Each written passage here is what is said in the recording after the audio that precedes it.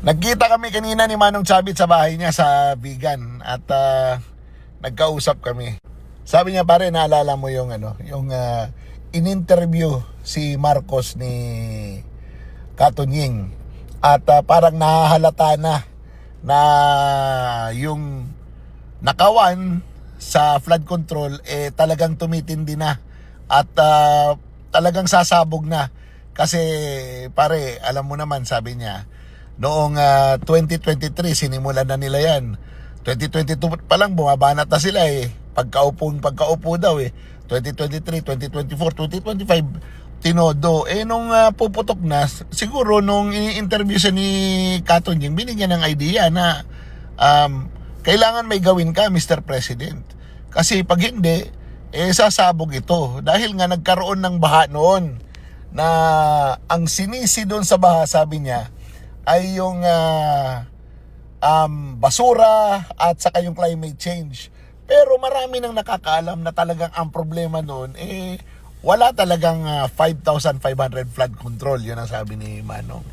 So sabi ko sa kanya, ano yung ibig mo sabihin? Sabi niya, inuulit-ulit kong sabihin, nagpapakahiro si Marcos nung sinabi niyang mahiya naman kayo. Ang totoo niyan, sabi niya, yung mahiya naman kayo, para sa kanya dapat yon. Dahil bukong-buko na nagnakaw sila sa mga flood control at wala talagang flood control na ginawa.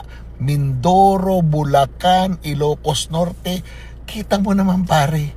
Ikaw naman pumunta ka doon, nakita mo naman na mayroon tayong mga ebidensya sa Ilocos Norte na mayroon talagang doble-doble ang pondo. Walang flood control pero pinondohan.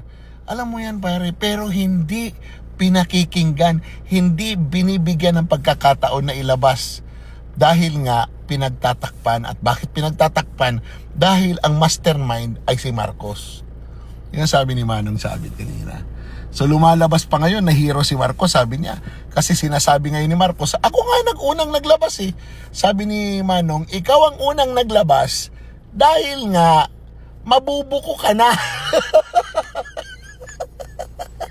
Kaya nung matapos kami mag-usap, sabi ko sa kanya, sir, marami ka pang ginagawa. Ano muna ako, bibiyahe pa ako uli papuntang Manila.